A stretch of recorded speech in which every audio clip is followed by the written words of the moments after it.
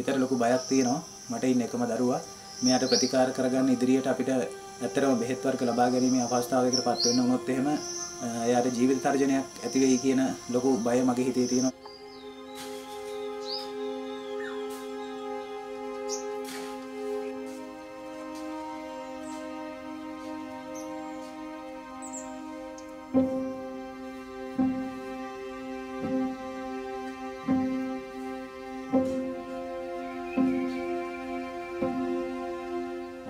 අද දවසේ අපි රුපියල් 5000කට බෙහෙතකට වියදම දරපුවාම ඉන්දියාවෙන් ගෙන්නන බෙහෙතකට ඒක තව දවස් දෙකක් වෙනකොට ඒක රුපියල් 8000ක් 8500ක් වගේ වෙලා තියෙනවා.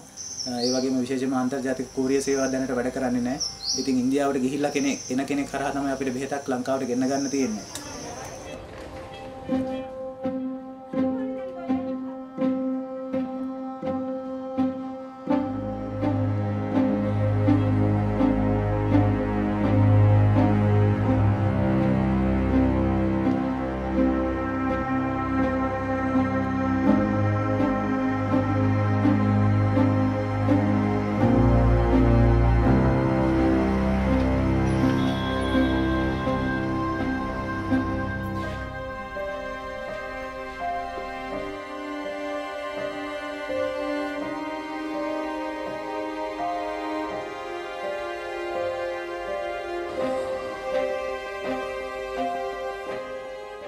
We need supply to come in whatever the form, whether it is from any other country, the government procurement, or if it is an individual donation.